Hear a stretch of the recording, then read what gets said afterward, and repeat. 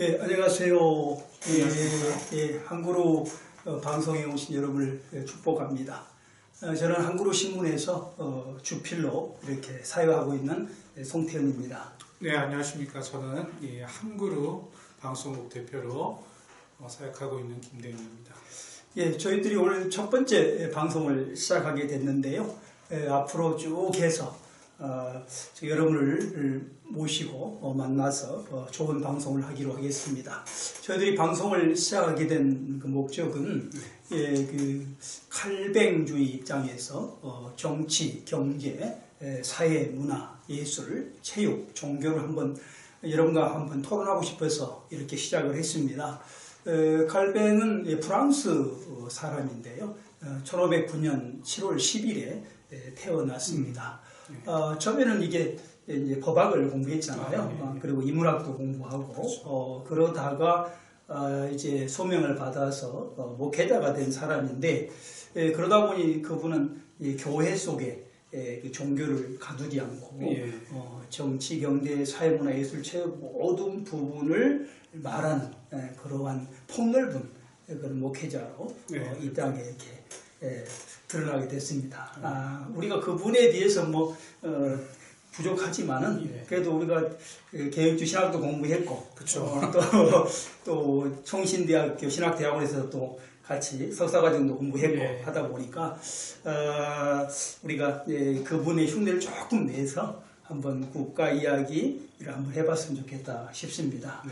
오늘은 이제 첫 번째로 그분이 말한 것을 토대로 해서 국가 문제, 특별히 국가 중에서 예술 문제를 한번 우리가 다뤄봤으면 어떨까 그렇게 싶습니다. 칼빈의 입장에서 바라본 말 그대로 이제 국가 그리고 예술의 관점에 대해서 시간을 갖는 시간. 보통 이제 이 사람들이 이렇게 생각하잖아요. 국가 이렇게 하면 대부분 정치 이렇게 생각을 많이 하잖아요. 그렇죠. 국가 문제 하면 오늘 같은 민주당, 국힘당, 미국 같은 민주당, 공화당 이렇게 말해요. 선거철이고 이런 이슈가 많이 되고 있습니다. 근데 사실 제가 생각하기에는 국가 이권 정치는 아니다는 것이죠. 특별히 칼뱅 입장에서 볼 때 국가를 정치로 이권시키지는 않았다는 것이에요. 그래서 그 문제를 한번 우리가 먼저 한번 다뤄보겠습니다. 제가 이해하는 칼뱅은 국가라고 하는 것을 그 속에 정치, 경제, 사회, 문화, 예술, 체육, 종교가 다 들어있다. 이렇게 생각을 하고 그 칼뱅은 기독교 강요 그리고 그 65권 썼잖아요. 요한계시록만 이렇게 경선해서 빼고 책을 쓰셨는데 그 책에 이렇게 쭉 읽어보면 그 모든 분야, 아까 말씀드린 정치, 경제 모든 분야가 다 들어있습니다. 근데 왜 그렇게 국가를 그렇게 이해했을까 생각해 보니까 칼뱅 속에는 이게 들어있었던 것 같아요. 사람이 태어나면서부터 기본적인 욕구를 갖고 태어난다는 거예요.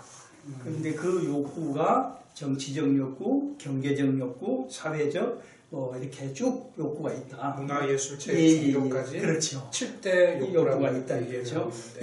칼뱅이 꼭 7대 욕구를 말하지는 않았지만, 그렇지만 그 책을 통해서 이해할 때, 기독교 강요나 그분의 저수인 주석을 통해 요구할 때, 이제 우리가 이름을 좀 바꾸면 7대 욕구를 갖고 태어난다라고 이해한 것 같고요. 그 욕구를 실현하기 위해서는 혼자는 안 되지 않습니까? 갖고 있는 정치적 욕구를 혼자 실현할 수가 없잖아요. 누군가가 필요하겠죠. 그렇죠. 어떤 모임이 필요하고 그렇죠. 공동체가 필요하고 그렇죠. 그래서 이제 그 공동체인데 그 공동체의 첫 출발이 가족 아닙니까?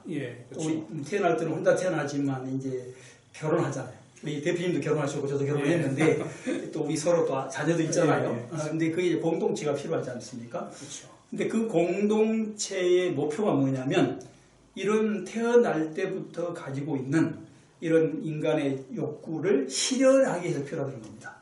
혼자는 안 되니까.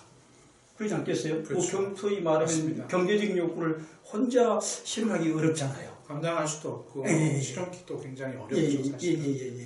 또 정치적 욕구도 마찬가지예요. 정치라고 하는 것은 질서를 잡는 거잖아요. 혼자 하는 것도 아니잖아요. 그 질서가 되려면 또 둘이 있어야 되잖아요. 관계가 필요하고 어떤 규모가 필요한 예, 개념인 것 같습니다. 예. 대표님도 지금 사실 가정에 질서가 있잖아요. 맞습니다. 아내와 또 자녀들 맞아요. 사이에 뭔가 질서가 있어요. 예, 예. 근데 그 질서가 바로 정치 아닙니까? 그러니까 정치적인 욕구가 우리한테 있는 거예요. 그래서 이제 그 욕구가 우리한테 있는데 그 욕구를 우리는 이 땅에 태어나서 실현해야 되잖아요. 네. 그러기 위해서 공동체가 필요한데 가장 첫 번째 공동체가 가족이라는 것입니다. 작은 공동체이고 그렇죠. 기초적인 공동체가 그렇죠. 가정으로 이해할 수 예. 있는. 그래서 그것이 점점 커지지 않습니까? 예. 이제 뭐 가족이 뭐 어떤 모임이 되어지고 뭐 동창회도 되고 뭐 여러 가지 기업체들 간 조직도 되고 그러다가 오늘날로 가장 큰 조직이 국가. 그렇죠. 국가. 뭐 세계가 있긴 하지만 그래도 국가가 가장 넓은 공동체니까요. 그러니까 대표님, 제일 작은 개념의 공동체는 가정이고 제일 큰 규모의 공동체는 국가로 이해할 수가 있겠습니다. 그렇죠. 그래서 그 국가든 가정이든 간에 그런 아까 말씀드린 7대 욕구를 실현하기 위해서 우리가 세워졌다는 것입니다. 그게 바로 제가 이해한 칼뱅이고 또 그렇게 해야 된다고 저는 믿습니다. 그러니까 국가라고 하는 것은 우리 이야기하고자 하는 국가라고 하는 것은 뭐냐면 정치가 아니라는 겁니다. 네네. 국가 속에 정치가 한 부분으로 들어있다는 거예요. 한 부분으로. 그러니까 국가 이꼴 정치로 하면 이게 언밸런스가 되어지고 문제가 생긴다는 것이죠. 다른 욕구들이 조금 피해를 입는 그렇죠. 그런 개념도 되겠네요. 그렇죠. 그러니까 어떻게 보면 압제가 되어버린 거죠. 그렇죠. 정치 때문에 경제가 망한 경우도 있을 것이고. 그렇죠. 우리가 중세시대 보죠, 중세시대. 중세시대 예를 들면, 중세시대가 되게 이제 그 590년부터 시작을 해서 1648년 이렇게 중세라고 하지 않습니까? 그 중세시대는 종교 독재가 있었잖아요. 그렇죠. 교황이 왕들을 막 압제하고, 또 교회가 정치 경제를 압제해서 이렇게 상당한 시간을 500년 이상 뭐 1000년 정도를 이렇게 유지해 왔지 않습니까? 그때를 우리는 뭐라고 말해요? 암호시대라고 말하죠. 왜 그렇습니까? 물론 여러 가지 의미 속에서 뭐 암호시대라고 말하지만 제가 이해할 때는 왜 암호시대냐면 종교가 제일 상위 수직적인 개념을 가지고 제위에 서서 다른 부분을 압제했기 때문이라고 저는 생각합니다. 그러니까 뭐 아마 학교에서 배울 때는 그렇게는 안 배웠지요. 네, 그렇죠. 그때 기독교 입장에서는 말씀이 사라져 버리고 뭐 타락하고 이렇게 해서 암호시대라고 했었지만 제가 이제 칼뱅 입장에서 이제 국가라는 그런 입장에서 볼 때는 그게 독재라고 하는 것 때문에 저는 암호시대라고 봅니다. 그런 의미에서 암흑의 개념을 이해할 수 있겠네요. 국가가 무너졌잖아요.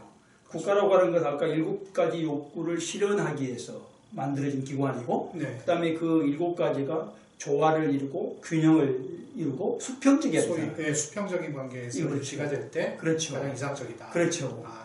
그런데 그것이 수직적인 개념에서 그렇죠. 나일이 되다 보니까 말 그대로 언밸런스가 되어버리는 그런 상황이었군요.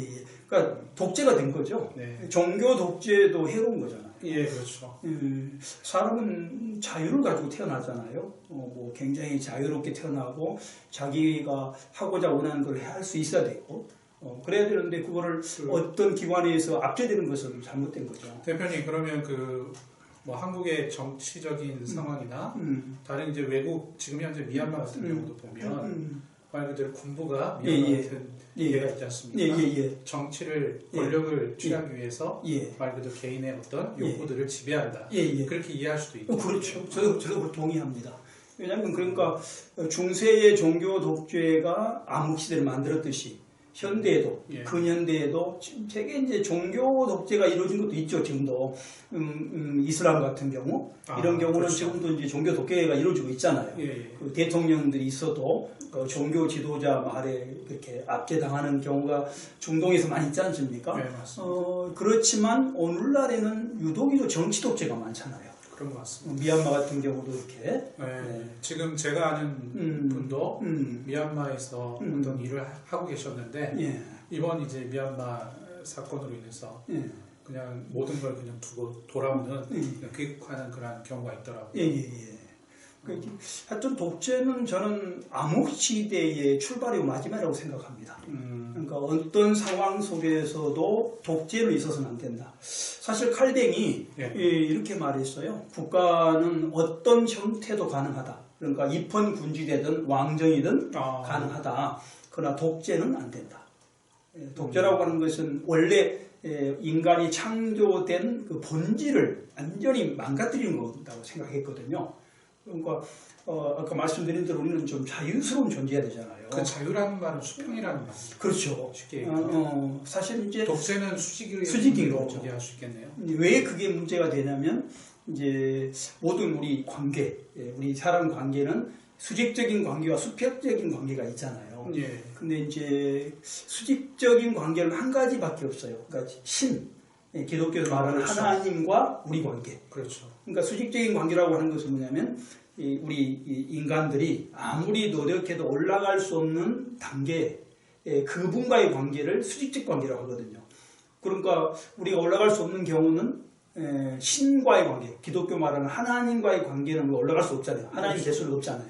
그거는 수직적 관계죠. 그러니까 그 외에는 다 할 수 있잖아요. 수평적인 의미로. 그렇죠. 예를 들면은 뭐 서울대학교를 가고 싶다. 뭐 다 갈 수는 없지만 갈 수 있잖아요. 인간이. 그렇죠. 간 사람이 있잖아요. 그리고 우리가 무슨 그룹의 회장이 되고 싶다. 이건 다 할 수는 없지만 하는 사람이 있지 않습니까? 그럼 그건 수평적이죠. 할 수 있으니까. 근데 신이 된다. 이것은 안 할 수 없는 거죠. 할 수 없잖아요. 그런 의미에서 수직적이다. 그런데 지금 그 종교 지도자가 그걸 위에 정점이 서가지고 신격화를 시킨 거예요. 자기가 최고다, 왕이다. 누구도 나를 따를 수 없다. 이게 이제 종교 독재고, 미야마 같은 경우 군부 독재가 바로 그거 아닙니까? 맞습니다. 모든 사람을 낮게 보고 자기만 높게 만드는 수직적 관계를 세우기 때문에 잘못했다는 거죠. 그래서 국가는 수평적 관계를 원활하게 만들어내기 위한 조직체다. 저는 이렇게 지금 정의를 하는 겁니다. 칼빈도 그런 비슷한 그런 좀 저처럼 말을 안 했지만 제가 이해하는 칼빈은 오늘날 저하고 대답한다면 그렇게 말씀하지 않을까. 감히 건방지지만 그렇게 말하고 싶습니다. 이해는 됩니다. 그러니까 수평의 의미를 좀 기억해 두는 것이 좋을 것 같습니다. 그래서 저는 그렇게 생각합니다. 앞으로 정치를 하신 분이든 또는 이제 경제는 이제 기업 아닙니까? 그 이제 사회운동일 거고, 문화는 우리가 알고 있는 문화, 예술, 체육, 뭐 종교 할 것 없이 그 모든 사람들이 어느 부분에 압제된 것이 아니라 서로 독립되어져서 자유롭게 발전을 하고, 그러나 그렇죠. 협조도 하고 그렇죠. 함께 가는 개념이 그렇죠. 그게 국가라는 겁니다. 그렇군요. 그거를 우리가 지향해야 된다. 특별히 크리스찬들은 그런 국가를 위해서 우리가 살아야 되고 그런 국가를 만들기 위해 노력해야 된다는 것입니다. 그렇군요. 그래서 그런 의미에서 참 어떤 국가에서 지금 시행되고 있는 많은 문화적인 면들이나 예술적인 면들이나 종교적인 것도 되겠죠. 사회, 정치, 정치, 체육까지 그런 모든 것들이 다 동등한 가치를 가지고 있고 또 특히 이제 크리스찬들은 그런 소명을 가지고 조금 그런 것들을 바라보고 참여하는 것이 중요하다. 그렇게 이해할 수가 있겠네요. 그렇죠. 특별히 크리스찬의 가치가 그것 아닙니까? 사실 가치가 우리가 생각하는 것이 크리스찬들은 특별히 성경을 큰 가치로 놓고 생각하잖아요. 그러니까 성경을 그렇게 해석했잖아요. 그렇게 신학자들이 칼뱅이 해석했기 때문에 그거를 따른다면, 그거를 이해한다면 당연히 그런 국가를 만들기 위해서 노력해야 되는 거죠. 그래서 불이하게 뭐 압제를 가해온다든가 수평적 관계를 수직적 관계로 뒤틀어 놓는다든가 이럴 때는 우리가 저항을 해야 되는 것이고. 그러면 그 국가의 어떤 국가가 개인의 그러한 가치들을 침범했을 때에 저항하는 것이 그렇군요. 칼뱅은 저항권을 말합니다. 저항은 폭력적 저항을 말하지 않습니다. 칼뱅은 절대로 폭력이라고 하는 걸 용납하지 않습니다. 비폭력 저항이죠. 그래서 잘못됐을 때 어떤 뭐 정치든 경제든 사회든 잘못됐을 때는 기독교인이 교회가 나서서 저항할 수 있어야 된다. 이 저항이라는 것은 그러면 우리가 소위 이제 이해한다는 어떤 오늘날로 비유를 하자면 데모나 이렇게 이제 하는 그런 의미로 우리가 이해할 수 있겠는데 칼빈이 얘기하는 방어라는 개념은 그런 폭력적인 것보다는 비폭력적인 방법으로 저항을 하라는 건데 구체적으로 있다면 그게 어떤 의미인가요? 구체적으로 말하는 것은 없지만은 오늘날 같으면 시대에 따라 달라질 수 있지 않겠어요? 그러니까 이런 말입니다. 맹목적으로 무조건 따라서 안 된다는 겁니다. 권력 앞에 시녀가 돼서는 안 된다는 것입니다. 예를 들면 종교 권력이든 또는 정치 권력이든 문화 권력이든 무조건 우리가 두려워서 따라서는 안 된다는 거예요. 크리스찬이라고 하는 것은 신을 믿는 사람들 아니에요. 하나님을 믿는 사람들 아닙니까? 근데 그런 사람들이 거기에 굴복해버리면 이 사회가 국가가 발전을 못한다는 거예요. 따르지 않는 것도 한거로 이해할 수 있겠네요. 그렇죠. 그러니까 제가 이렇게 말을 함부로 하셔야 될지는 모르겠습니다만은 무조건 만든 법에 굴종하는 것은 옳지 않습니다. 잘못됐을 때는 잘못됐다라고 말을 해야 된다는 거죠. 그 방법이 이제 폭력적에서는 안 되는 거고 폭력이 아닌 메시지가 될 수 있는 것이고 그렇죠. 비참할 수도 있는 것이고 뭐 투표를 통해서라도 그럼 다양한 방법을 통해서 항거한다 이렇게 이해할 수가 있겠네요. 가장 중요한 게 투표지 않습니까? 저는 아까 대표님이 얘기하신 말씀 중에 이 권력의 신여, 한여 그런 개념에서 이제 이 예술적인 부분도 어떻게 우리가 이해를 할 수 있을까요? 오늘 우리 주제가 이제 예술인데요. 예술이 지금 정치에 굴복된다든가 정치 하위 개념이 돼서는 안 된다는 겁니다. 저는 이제 저번에 그 어떤 정치인하고 인터뷰를 하면서요 이런 말을 했어요. 당신이 정치인으로 성공하기 위해서는 절대로 정치가 예술을 지배하는 사회를 만들면 안 된다. 그러니까 대부분 내가 그들을 만나보니까 이렇게 생각하고 있는 것 같아요. 그냥 정치가 예술을 지배할 수 있다. 우리나라에 불행한 일이 많았지 않습니까? 예술가들이 특정 정치권에 매몰돼 가지고 자기의 능력을 발휘하지 못하는 상황. 그리고 자기 마음에 안 든다고 자기에게 이념이 다르다고. 예를 들면 보수 대통령이 되어지면 진보 성향이 있는 예술가들. 블랙리스트. 그렇죠. 블랙리스트. 그걸 만들지 않습니까? 그러니까 그것은 지금 정치가들이 이해를 잘 못하고 있다는 겁니다. 국가를. 예술은 예술인 거예요. 국가 속에 수평적인 하나의 섹션인 거지 자기들이 좌지하고 우지할 수 있는 게 아니라는 겁니다. 그래서 그렇죠. 예술도 똑같은 원리 아닙니까? 맞습니다. 이 예술도 수평적으로 대접을 받아서 정치라고 하는 것이 예술을 침범해서는 안 되고 정치 나름대로 또는 그러듯이 예술 나름대로 이렇게 발전할 수 있도록 서로 협력해 줘야 되는 상황이다. 그래서 예술이 정치나 또는 무슨 종교 또는 경제 분야에 매몰될 수는 없다. 또는 압제당할 수 없다 하는 것이 이제 예술과 국가 관계 속에서 우리가 이해할 수 있는 말이라고 저는 그렇게 생각을 합니다. 근데 이제 저 개인적인 얘기를 듣다 보면 개인적으로 드는 또 의구심이 하나 있습니다. 이게 뭐냐면 물론 이제 대표님이 말씀하신 부분은 충분히 수용을 하고 이해가 돼요. 그런데 소위 이제 오늘날 아이들의 어떤 정서를 해치는 예술이라는 이름으로 나오는 말 그대로 옳지 않은, 좋지 않은 것들이 있어요. 그런 것들을 어떻게 우리는 또 이해를 해야 됩니까? 저는 통제 장치가 필요하다고 봅니다.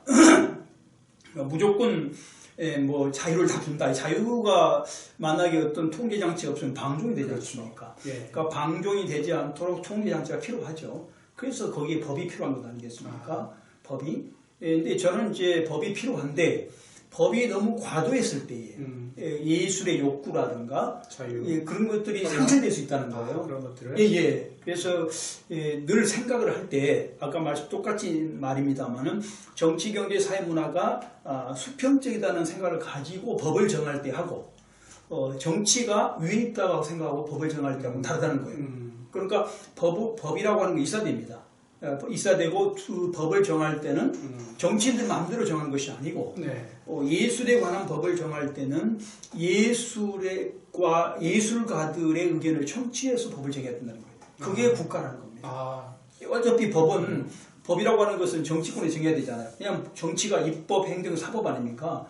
정치란 말 자체가 그러니까 법을 정할 수 있는 건 입법기관이죠. 그렇죠. 예술기관이 법을 정할 수는 없잖아요. 그렇죠. 네. 그리고 특별히 입법기관은 100% 이제 선출직 아닙니까? 의회죠. 예, 그렇죠. 선출직이니까. 그렇죠. 국민이 뽑은 사람이니까 그가 가장 높은 것 아니에요. 입법이라고 하는 것이. 예, 예. 왜 대통령을 높게 봐요? 국민이 뽑았기 때문에 높은 거잖아요. 그러니까 그런 점에서 이제 법은 입법기관 정해야 되는데 예. 정할 때라도 무조건 자기 입맛에 맞는 그런 법이 아니라 아까 말씀드린 대로 그 분야의 예술가들, 예술가들의 어떤 얘기나 그렇죠. 의견과 견해를 충분히 청취한 이후에 입법을 해야 하는 것이 바람직하다. 우리나라도 지금 이제 비례대표제라고 하는 거 확대했지 않습니까? 뭐 전번에 뭐 하다가 나눠먹기식이 돼버리고 약간 빛이 발했습니다. 그러긴 해도 상당히 많이 발전했잖아요. 비례대표 의미가 뭐냐면은 아까 말한 정치, 경제, 사회, 문화, 예술, 체육 이런 부분에 전문가들을 국회의원으로 이렇게 뽑은 거 아닙니까? 쉽게 말하면. 사실 그게 잘 안 되고 있죠. 그냥 자기에 맞는 사람을 뽑는 경우가 많습니다만은 그래도 앞으로 발전할 걸 믿고요. 또 정권이 바뀌면서 또 우리 같은 사람이 자꾸 이렇게 말을 하면 아마 좀 바뀌지 않을까 싶어요. 저도 기대해보고. 그래서 예를 들면은 우리는 종교인 아닙니까? 종교에서도 전망 있는 분이 들어가서 종교에 관한 그런 그 법을 정할 수 있도록 하는 거. 뭐 그런 비전을 가지고 가치를 가지고 입법을 하시든가 또 그렇게 체계화시키는 것이. 그래서 그래서 오늘 주제 이제 예술 관련돼서 저는 예술이 여러 가지 뭐 예술에 관해서 예술가가 있으니까 우리가 더 이상 뭐 많이 말할 필요는 없겠습니다만은 정말 예술의 발전은 매우 중요하잖아요. 예술이 발전하지 않으면 우리 정서가 메말라 버리고 그렇죠. 우리 욕구를 충족시킬 수 없고 불행해지지 않습니까? 사실 우리의 삶을 조금 이렇게 부드럽게 만드는 것 같습니다. 그렇죠. 뭐 미술이라든가 제가 뭐 영화라든가 이런 것들이 그렇죠. 기타 등등이 물론 이제 다른 다양한 방법들이 있겠지만 그런 예술 활동이나 그런 것들을 통해서 우리 정서가 순화가고 그렇죠. 영혼이 조금 좀 부드러워지는 그런 영향이 있는 것 같습니다. 그렇죠. 그러니까 예술이 중요합니다. 그러니까 국가 속에 정치만 중요한 것이 아니죠. 지금 우리나라 같은 경우는 너무 정치 중심적으로 저는 갔다고 봐요. 굉장히 강한 것 같습니다. 그래서 무슨 대통령 되고 뭐 이렇게 어떤 국회의원 되는 것을 굉장히 무슨 엄청난 거로 잘 생각하지 않습니까? 물론 중요하죠. 왜냐하면 국민들의 선출직이기 때문에 중요한 것 아닙니까? 국민의 뜻을 모아서 선출된 사람이고 예술가들은 선출된 사람은 아니지 않습니까? 그래서 그런 측면에서 이제 민주국가라는 측면에서는 약간 이제 차이가 있을 수 있죠. 그래서 거기다가 이제 입법권을 주고 다닙니까? 국민이 선출했기 때문에.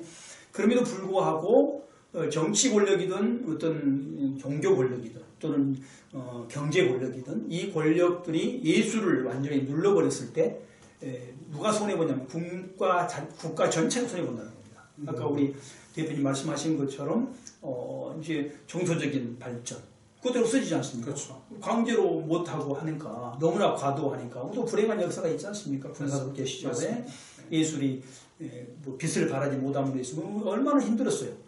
그런 것을 막기 위해서 예술이라고 하는 것을 충분히 이해해야 된다고 저는 그렇게 생각을 합니다. 오늘 귀한 말씀 저희가 또 함께 들었는데요.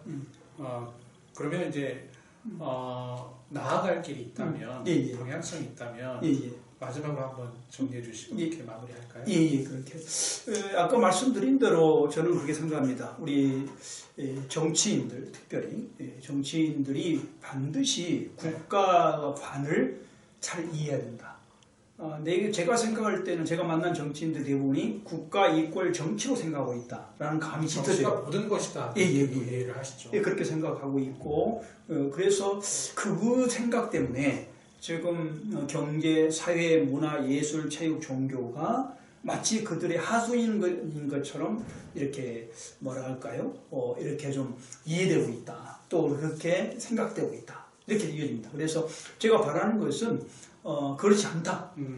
제발 정치인이든 또는 뭐 다른 분야에 있던 사람이든 간에 국가관을 좀 그렇게 넓게 보고 바르게 이해를 해서 법을 만들 때나 또는 모든 어떤 거기에 대한 정책, 예술에 관한 정책을 쓸 때에도 이렇게 좀 수평적인 측면에서 세워야 된다 이렇게 생각을 저는 합니다. 그거를 한번 권고드리고 싶고요. 다만 한 가지 조심할 것은 비상시가 있습니다. 아까 말을 못했는데 비상시, 전쟁이 일어난다. 그렇죠. 이럴 때는 어떻게 됩니까? 국가적인 위기가 그렇죠. 위기가 올 때는 어디로 가야 되냐면 정치 쪽으로 권한이 이렇게 상당 부분 위임된다고 저는 믿습니다. 위임의 개념으로. 왜냐하면 아까 말씀드렸잖아요. 정치인만 국민의 선출직이에요. 다른 데는 선출직이 없어요. 그렇죠. 그렇기 때문에 선출했다는 말은 뭔 말이에요? 국민들의 모든 힘이 그쪽으로 좀 쏠려 있다는 것 아닙니까? 그래서 거기가 비상시에는 그거를 전체를 통괄해서 국가를 비상적인 방법으로 운영할 수 있다고 저는 믿습니다. 대표님 어떻게 생각하세요? 저도 대표님 말씀하신 의견에 전적으로 동의가 됩니다. 그래서 비상시에는 말 그대로 정치에 집중을 하고 그것이 이제 비상이 이제 지나간 이후에는 평상시에는 수직적인 관계의 개념이 아닌 수평적인 의미로서 모든 분야별로 가치를 존중하고 그것을 이해하는 것이 옳다라고 생각합니다. 감사합니다. 우리 생각이 다 비슷하네요. 오늘 또 이렇게 귀한 시간 저희가 함께 했는데요. 저희가 이제 앞으로 또 진행할 때에 특별히 국가 안에 있는 여러 가지 다양한 우리 욕구들을 이해하는 귀한 시간이 되었으리라 생각이 됩니다. 그런 의미에서 우리 대표님 너무 감사합니다. 감사합니다. 어떤 우리 시청자 여러분들도 자주 들어오셔서 구독, 좋아요 이렇게 눌러주시면 감사하겠습니다. 감사합니다. 감사합니다.